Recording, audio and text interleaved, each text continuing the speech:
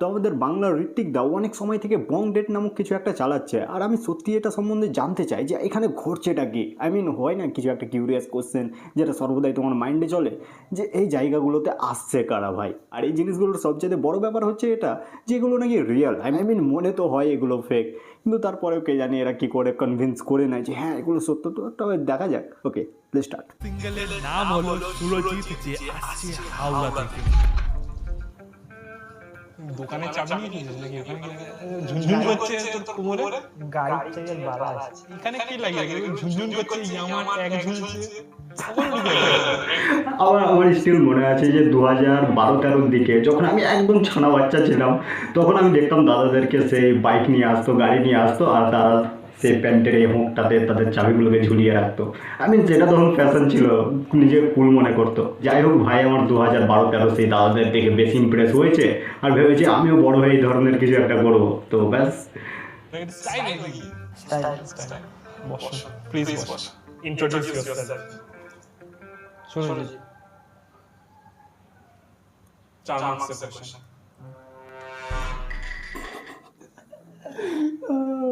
আমার মনে হয় এটা সবচেয়ে টাফ কিছু একটা, যে ইন্ট্রোডিউস করো নিজেকে। নিজের নাম বলে ব্যাস, আর কিচ্ছু মনে নেই, আর জানি না আমি নিজের সম্বন্ধে কোনো কিছু। আচ্ছা নিজের ব্যাপারে বলো। আমি সুরজিৎ মন্ডল, আমি বালির হাওড়া থেকে এসেছি। হ্যাঁ, ফটোশুট করতে ভালোবাসি। বাহ, ফটোশুট করতে ভালোবাসিস তুই? মানে ওয়েডিং ফটোগ্রাফার?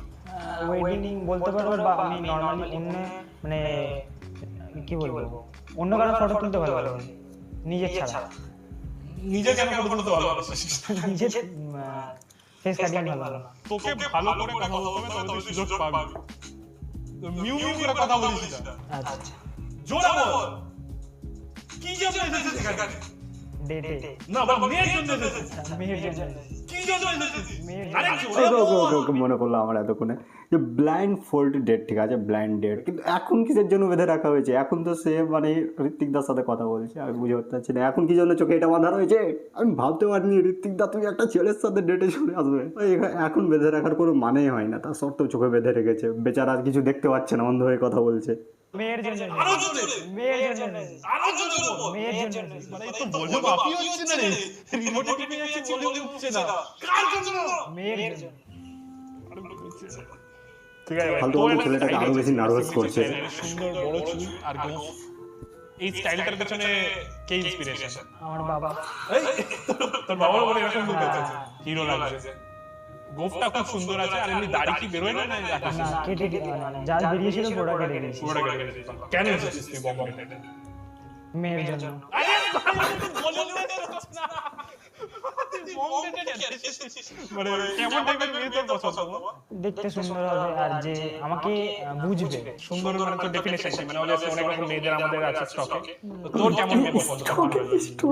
ভাই স্টকের মানেটা কি? স্টকের মানেটা কি? যে আমার একটা ব্যাগ রয়েছে, আমার একটা বড় ব্যাগ যেটার মধ্যে অনেকগুলো মেয়েদেরকে ভরানো রয়েছে, এটা সেটে তোমার দরকার একটা, এই নাও বার করে দিচ্ছি, এই নাও বার করে দিচ্ছি। ভাই স্টকে আছে কি?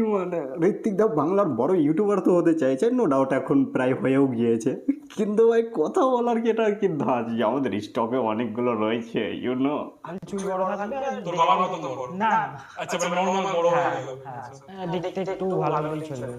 আচ্ছা ঠিক আছে, ভালো মানে এমনি অ্যাজ আ পারসন মানে টক্সিক হলো অসুবিধা নেই, দেখতে একটু ঠিকঠাক হয়ে যাবে।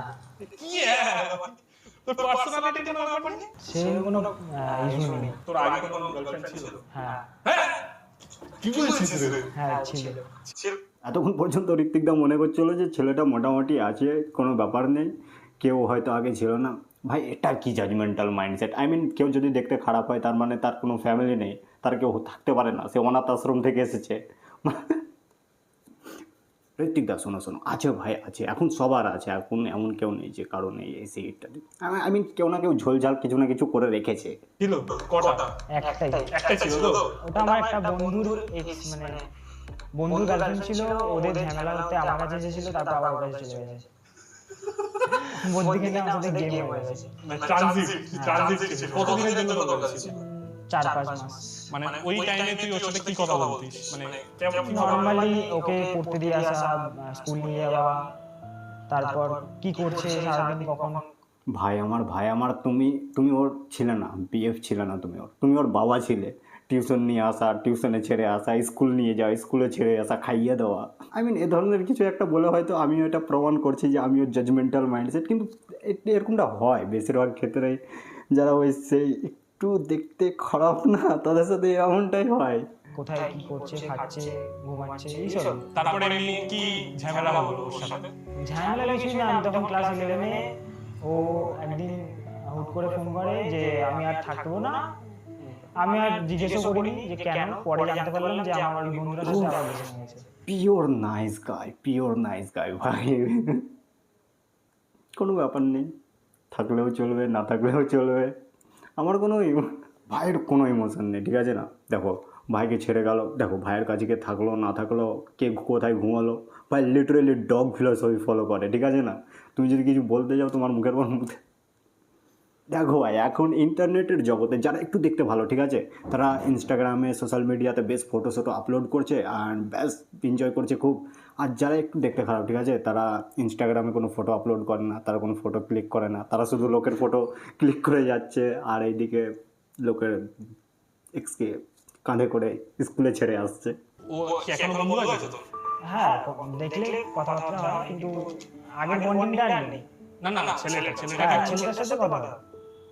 মানে ছেলেটার সাথে আমার বন্ধুত্ব আছে, মানে ঝগড়া হয়নি মধ্যখানে যে ওর গার্লফ্রেন্ড তোর কাছে চলে আসলো, আবার তোকে ছেড়ে ওর কাছে চলে গেল। ভাইচারা, তোর তো একটা গার্লফ্রেন্ড ছিল, তোর তো এক্সপিরিয়েন্স আছে নিশ্চয়ই, হ্যাঁ মেয়েদের সাথে কথা বলা পারবি তো ভাই? হ্যাঁ, একদম। এমনি তোর আর কোনো এমনি স্কুল বা কলেজে তোর এমনি কাউকে পছন্দ হয়েছিল যার কাছে অ্যাপ্রোচ করেছিলিস, যাকে অ্যাপ্রোচ করেছিলিস বা কিছু? পড়ার বেশে একজনকে করেছিলাম, চাবি রিং দিয়ে, পরে স্যার জানতে পারে, বেদরক মেরেছিল। তো চাবির সাথে এত অবসেশন কেন ভাই? বাজেট থাকতো না, না তখন স্কুলে চাবি পড়তাম। মেয়েটা কি চাবি, মানে কি চাবি আছে মেয়েটার কাছে যেটা ঝুলিয়ে রাখবে তো চাবি রিঙে স্কুলে? হ্যাঁ, সাইকেল ছিল, সাইকেলের চাবি। তারপরে ও কি, মানে ওর কি ছিল ওর? ও গিয়ে স্যারকে বলে দিয়েছিল প্রাইভেটে, স্যার বেদরক মেরেছিল। তো এখানে একটা লেখা আছে যে যদি তোকে অপোজিট সেক্সে মানে ট্রান্সফর্ম করা হয় একদিনের জন্য, তো তুই কি করবি? বন্ধুদের সাথে তোর বন্ধু অলরেডি তোর গার্লফ্রেন্ড নিয়ে নিতে, তুই আবার মানে তোর সেক্স চেঞ্জ হয়ে গেলে তুই তোর বন্ধুর কাছে চলে যাবি? না, আমার স্কুল ফ্রেন্ড আর কলেজ ফ্রেন্ড এই বেটাকে এবার আমার মনে হচ্ছে সালা বাইসেক্সুয়াল। আলাদা, স্কুল ফ্রেন্ডের কাছে থাকবে। তুই মেয়ে হলে তো স্কুল ফ্রেন্ডের কাছে যাবি, কি করতে? ওদের সাথে টাইম কাটাতে। ধর তোর পাশে একটা মেয়ে বসে আছে, তুই তাকে কি বলবি ফার্স্ট? মানে তোর বসে আছে, জাস্ট ডেট শুরু হয়ে গেল, তোর পাশে বসে আছে, কি বলবি? ফার্স্টে গিয়ে হাই, আমার নাম, তারপর ওর নাম জিজ্ঞেস করবো, তারপর কথাবার্তা চালু হবে, কোথায় থাকে, কি করে, কোথায় থাকে, যাতে তুই গাড়ি করে ওকে ছেড়ে আসতে পারিস। আমি পার্সোনালি তোকে সাপোর্ট করছি।